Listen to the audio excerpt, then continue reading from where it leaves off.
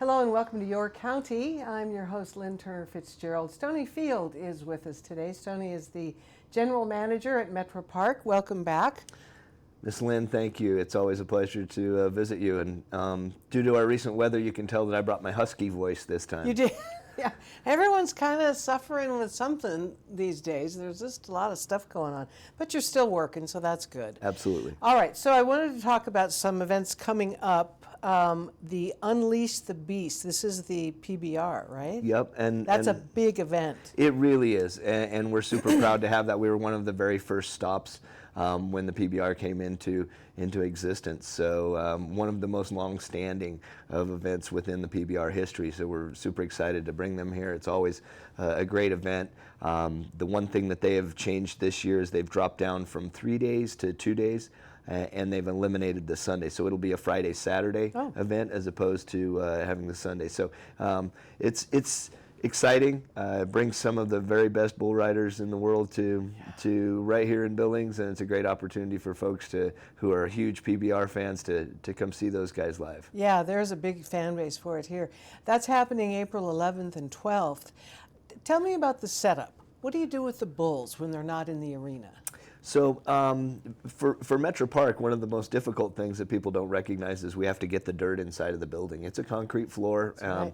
And for those of you who have been around here for a while, I'm new to Billings, but they used to have hockey in there. So it's a concrete floor. We bring in all of the dirt that's necessary for the bull riding. Then we bring in the chutes and we bring in all the panels and everything inside of the building. So bringing the dirt in, a lot of times 2 to 3 days of effort to try and get the equipment in. How much dirt is there? Tons, I imagine. Ton, yes. Yards is probably the easiest way to look at it. But we're about 14 inches deep by the time it's all said and done on the floor, and we're talking probably 25,000 plus square feet that we've got to get the dirt up to that level. Then we add some of the VIP seating and different things around that. But as far as the bulls, as you ask, outside of the building, we set all the pens up for them as well. So the one thing about the PBR is they're not the same as a regular rodeo. So a lot of times in a regular rodeo, you might only have one contractor that brings all the bucking horses, all of the roping cattle, all of the bulls. So they might have a truck or two, and all of those animals are used to living with each other because they live with each other. The PBR has multiples of it. There might be some guys who come and maybe only have 2 or 3 bulls, and another big truck that might have 25. So we have to be able to separate out so that each of those guys have a separate space, because bulls unfortunately don't necessarily get along with all of their compatriots. So that's one of the difficult parts of the logistics, is making sure that we have enough pen space in the back and getting those all segregated, and then a flow that works to be able to get the animals into the arena and then back out and to house back where they're supposed to be. So does the PBR tour all year? No, in the past they used to go from January till right about May, and then they took off a couple of months and then jumped back in and finished off with their World Finals in November. Now they have come with a new team concept, so they're riding bulls year-round, but the individual portion, which is what we're going to be hosting here for the individual riders, goes through about the same time frame. They end up with but they close their finals up, so they don't have a second leg. They actually end up with their finals in Fort Worth, Texas. So that'll be in May. So they're riding basically from January to May, and then after that is when the team concept starts, and then they tour through to the late fall and have a championship at that point. The team concept isn't necessarily new to rodeo, but it's new to the PBR, and it's been pretty successful. It's the one thing that you can count on is that the team will be there. It may not be the individual rider that you hope to, because that's one thing we can't control with the injuries that happen in professional bull riding. It's very difficult to keep those guys healthy as it is. But in the team concept, they're able to bring a handful of guys at a time and sort of shift them in and out depending on what bulls they're available and which one might fit one of the riders a little bit better. I know that what they're trying to do is spread the sport to different markets, and they're doing a lot more in the big cities like New York and Atlanta and LA and places where they might not get as much of that exposure You just to don't the think bull about riding. New York and bull riding in the same sentence, do you? It's funny because it's happening now in Madison Square Garden. When I was involved, it was out on Long Island in Union Center, so it wasn't necessarily right downtown. Yeah. I can tell you personally, the difficulty of getting a truck and a trailer into New York City at all No. is its own rodeo per se. Yeah. But the way that they do it now in Madison Square Garden, the funny thing is that clear back into the 40s, Madison Square Garden was one of the biggest rodeos that they had. So they would bring them in on trains. All of the equipment and the animals would come in. They would On get trains? yeah, they'd get offloaded in Jersey and then run everything in on trains into Madison Square Garden. It was one of the biggest rodeos. I had a relative that actually one of the biggest accolades in his book, I guess you would say, was a win at Madison Square Garden in the mid 40s. So it's funny that they had it back a long time ago, went away from it, and now it's just back. returned full circle. Interesting. It is. All right. So the next event, at least so far that's been announced, is Tom Segura on the 27th of April. Who's he? So Tom's a comedian. He was, to put it in the best terms, he's a little more blue than most people recognize. So that is a 16 and older show. He is very renowned. I know that he has multiple different shows streaming on like Netflix and some of the streaming devices. So if you wanted to kind of get an idea of what he is, but we had Theo Vaughn this last fall. That was a very successful comedian show. Tom Segura in the spring. We actually have a couple more comedians coming, and they've been received really well. So we feel like that's a genre that maybe we've not necessarily put as much emphasis on, but the promoters reaching out to us, it feels like that comedy in general is starting to move into an uptick on bringing them live to folks. Well, is that the entire arena, or do you put him in a smaller, excuse me, a smaller venue? It's full arena. Segura will probably put about 7,000 to 8,000 people into the First Interstate Arena. Okay. Yep. Okay, good deal. Hot Wheels monster trucks live. So that's a unique one. We're really excited about them. We have our standard monster truck event that's coming in February, and it's just a little bit different. The Hot Wheels is obviously a recognizable name that we're looking to really brand with and partner in the future. It's more geared towards the kids and not necessarily the gearheads, I guess would be the best way to look at that. And so this is something that they bring. The vehicles are all branded. They have lights and sirens, so it's really a great kids event. The nice thing for us is the older versions of the monster truck events required us to put dirt into the arena, and so that's a very difficult task, as I mentioned to you. The Hot Wheels prefers not to, so it's a much more turnkey situation for us. They're very family oriented, and we're trying to make sure that we try and touch the base with as many of these family oriented events as we can, and get the kids in there and get them excited. Will there be Hot Wheels for sale at the concession stand? I would assume we might be able to put our hands on some Hot Wheels. Okay. Hauser? Hosier, thank you. So Hosier is a unique story, maybe not necessarily the best, because we were expecting to have him in August of last year, and very short time before he came as a concert, became ill and had some throat issues, so he wasn't able to play and had to postpone our event. And we just recently have gotten the date, and so now we're looking to have him in July. That show was sold out. We had almost 9,000 tickets sold for him. So some of those people have held on to him. Then people have rebought. So we're excited to have him on grounds. What genre is he? It's sort of rock. It's not someone that I'd heard of when it first got announced. I've heard a handful of the songs, but he definitely has a following. And obviously, when you postpone and you still have a show a year later, and people are still got some enthused about it, yeah, fans. that's some unique fans. And so Wow. we're excited to get him back on the books and get that show off here in Billings. And then Gabriel Iglesias, you called him what? Fluffy. Fluffy, okay. Yes. Okay. And again, another comedian. We are super proud that we were able to get Fluffy for our fair. So he is the one night act that we do have contracted currently. We have two more that are very close, and we'll be able to announce Two more those. comedians? No, two more night acts. So we have Oh. three total night acts that they put off during the fair. And so Fluffy was one that has contracted with us. I wasn't here, but he was here at a previous fair, and then as a standalone event before that. So he's been here a couple of times in the last 8 to 10 years. Okay. Has a huge following. Again, you can find him on streaming as well. A much, I would say, a cleaner act. Doesn't have as many cuss words and not as much innuendo, but a super funny guy, and again has a huge following. So we're excited to have him.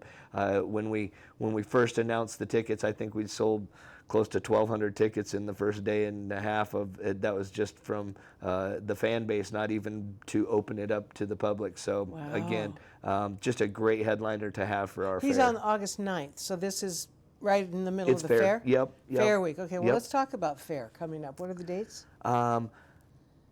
Gosh, August? I believe, yeah, Did you I say think we're August? 8 through 16. It seems like when we have a leap year, it throws me off on, Oh, yeah, on the that's dates right. each time. So we'll end up with 3 night shows. Once again, could be we're in negotiations with different kinds of genres. So some rap and R&B, could be rock, could be even some Christian rock. So there's a few folks that we're negotiating with back and forth to try and get those shows in. Probably the most exciting thing about Fair this year is that we've teamed up with Nile, the International Livestock Exposition. And so that group normally has an event in October. They will have that again in October, but what they've done is helped partner with us for our rodeo for this year, Nice. and we've rebranded that to Rodeo Billings is the Okay. name of that. And it will be Thursday, Friday, Saturday of the second week of the fair, and it will be at our new outdoor arena. So we have most everything in place contractually for the outdoor arena. Good. We just need to get a little bit of snow off of the ground so that we can actually start some of that work. But we are looking at a July 15th date of having that all in place and ready to go. Really? That gives us a couple of weeks to sort of kick the tires and check the hinges Yeah. and make sure it works, and then we kick off for that first week of August for our rodeo. So that'll be the first event in the outdoor arena, and this year it's going to be spectacular. The folks at Nile have really come to the table. They've added additional prize money to bring in Really? more cowboys. We're at an outdoor arena. It kind of takes everybody back to the way it was when the grandstands used to be out at MetraPark. And so we're super excited about that. It's going to be a tremendous rodeo. We feel like it's going to put Billings back on the map from the Professional Rodeo Cowboy Association and that industry. So you anticipate a lot of activity there. Absolutely. Absolutely. Where is it on the grounds? So, truthfully, if you remember where the grandstands were in that infield area, it moves a little bit more to the north and east by maybe 150 feet. But so it will. There used to be a racetrack. Obviously, there was a horse track and those kind of things. So we don't do any of that anymore. So there's no need to take up that entire footprint. So it's going to move one direction a little ways, and then that will provide the space for that and still have a practice arena. And so we'll be able to utilize that space and that venue for a number of different equine events and some of the other outdoor multifaceted things that we hope that we can bring in. So the rodeo is really our kickoff inaugural event for that arena, and we're super excited about being teamed up with Nile to be able to do it, That's great. as ours, as opposed to starting its inaugural day out with an event that somebody else brought to us. Yeah. We're hands-on for it. Well, what other events do you imagine besides horses? I think we can. It's really, unfortunately, we have to be able to have it in place and kind of see where things fit. Some of the folks have reached to us about, maybe some motocross jumping things. Right. We're very, very sensitive about the footing or the dirt that's in the arena. We don't ever want to contaminate that and make it something that's not usable for the equine industry, because that is one of the things that we're lacking at MetraPark and here in Billings is we have Miller's Horse Palace, which is local, but they're at capacity. So speaking with them, they were super excited about us building a facility because some of that overflow could come to us, and then we're able to recruit bigger events like team ropings and barrel racings and even English horse shows and different breed shows that can come utilize that facility that haven't necessarily been available for a number of years since the grandstands were taken away. That's exciting to me because team roping and the barrel racing and things like that are just getting bigger and bigger and bigger. There's more folks that are common citizens getting involved in it, and it gives them a place to come and compete so that they don't have to necessarily have the $100,000 horses and be able to travel all over the country to compete. We're going to be able to have some local folks that can put on smaller shows and be able to have them there at our new outdoor arena. Yeah. Let's talk about the new clear plastic bag policy. And by bag, I mean like a purse or a satchel or something like that. Is that in place already? I know it was announced. It is. We announced that back in October. Right. Originally, we refitted some of that messaging. It's something that we were a little slow in the tail end of last year as far as events, so we couldn't necessarily implement it if we didn't have the multitude of events that are going on. So January 1, we came back in with it full force. What it is really, Lynn, we're catching up. The clear bag policy has been in place at both universities here in Montana since 2018. The National Football League, you can't go on grounds without a clear bag. Almost anywhere else that you go, the clear bag policy is something that's in place. It's super helpful for streamlining the processes of ingress into the building, as well as it's so that any prohibited items can be identified easily and folks can take back to their vehicles. So to me, we're just in a catch-up situation. It's new to us, but it is definitely not new to our industry. It's a long time in the coming to get us to that point. It's folks, when they come to our facility and they're in really long lines, they have to recognize that what we're having to do is actually check each bag and sort through those, and so the clear bag policy. You're like the airport. Right, and I think that we just have to be sensitive to understanding that we're amassing a lot of people into one single space, and we want to try and keep them as safe as possible. So we also want their experience to be very good, so the clear bag policy gives them an opportunity to be able to come right in, go right by the line. They're able to be inspected instantly and right on, so that there's so they're still looked at. I mean, somebody still looks at them. Yeah, but they're not having to stop and hold each bag and sort through it and check. So for the ladies, if you have a clutch, it's a little bit larger than the palm of my hand. You can still bring those that hold a makeup case and a phone and things like that. Those don't have to be clear bag, but anything larger than that has to be a clear bag. And then the maximum size on that is 12-inch by 12-inch by 6-inch wide. We don't want folks trying to come in with large bags. I mean, obviously, the only way that would be any different is a parent with a child. They have to have a diaper bag. Yeah.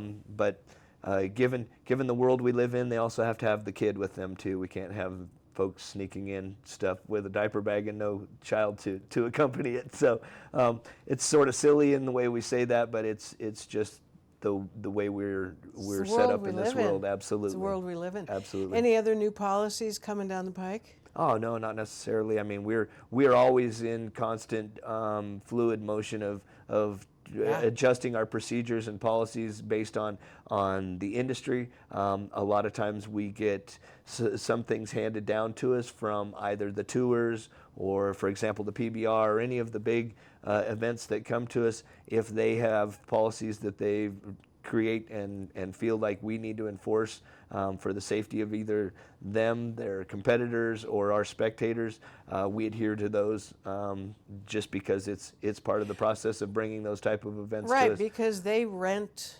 the space, so it's technically their rules for the event. Almost, yep. Well, there's you've got obviously some, right. but- Obviously, we have some structured policies that have to stay in place, and for safety and legality and things like that. Yeah. We're not going to just adhere to one of their whims. However, yes, that is sort of the way that it works for any of our buildings on grounds. Is that you sign a lease contract that not only is it your space to utilize, but you're also quite responsible for everything that happens in those spaces, and to make sure that we get our facility back in the way that we handed it over to you as well. Sure. Okay. I'm kind of wondering about the bookings that Okay. Are you contacted by touring companies that you're on the road, on the map, and do you also seek out acts? Is it a combination? We rarely seek out acts. Okay. And that's a good problem to have, honestly, Ms. really. Lynn, because we are being addressed by multiple. The strange thing is there's only a handful of agencies in the world that actually represent probably 90 to 95% of all the acts that are out there. Then promoters contact those agents and try to have set up a tour. And the best way to do that is they might call us and say, we need to block off 3 days in this month and possibly 2 days in this month for an act that we're trying to get on tour to come through. So we're in constant flux of moving dates and taking reservations, basically, is the best way to put it, for all of these acts. And then we negotiate once they have decided that the tour says, yes, we want you as our promoter, then we need to negotiate those dates down and see if we're viable for those things. But it's not a world where I can call up and say, hey guys, is Lynn playing in Billings, or would you come here? I mean, it's just not that place anymore.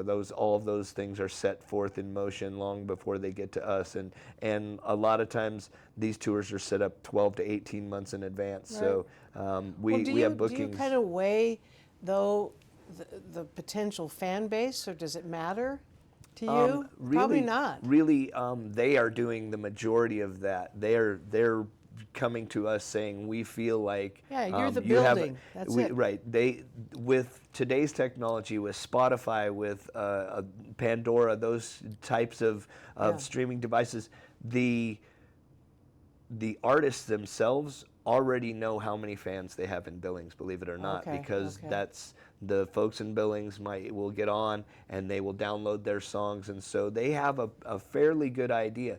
Then they look at that in circumference of the area and say, well, okay, here's how many potential fans that we know we have within a 300-mile radius of Billings, so let's give them a shot. Let's try and stop in there. So we don't necessarily have to sell them on the fans. We're trying to sell them on our facility, our customer service, the ability that we have to make the show as the best that we can if they come to our venue. Tell me about the overall condition of MetraPark, all the facilities. Some of them are aging, some are newer. So is that an ongoing concern? I think it's an ongoing opportunity. Okay. More so than a concern. I believe that this year, so 1975 is when First Interstate Arena was actually built and erected. So we're on our 50-year anniversary for that building itself. As far as the other facilities, they're obviously newer than that. The outdoor arena is going to be brand new. One of the things about a facility like that and the amount of traffic that we get is maintenance is constant. It is a constant. We budget for it. We have capital expenditures. Everything is we try and stay ahead of it, but as you know, even in your own home, if a door doesn't work or something like that, it's something that we have to address in the moment. Yeah. But those are the kind of things that we really, our facilities department and our team, we really try and plan ahead on things that might be ending their lifespan as far as equipment wise. But that doesn't mean that in one day, I mean, this past year we had 2 large pieces of equipment decide to stop on the exact same day while we were trying to move dirt. So we begged around to the Road and Bridge Department in our county, and they assisted us and gave us a little bit of help so that we could get through That's and right. get our You've event got friends over in the with. county, don't you?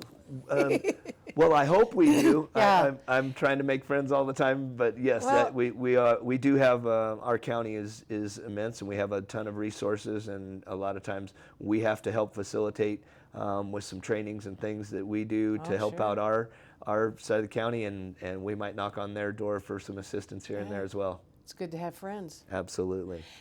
Well, we've run out of time. I want to thank you Abs- again. Maybe just before fair, we'll have you back on and talk about the Montana Fair, whatever date it lands on. Would love it, yeah. Okay. Hopefully we have a little more exciting news for you and can give you some of those. Good.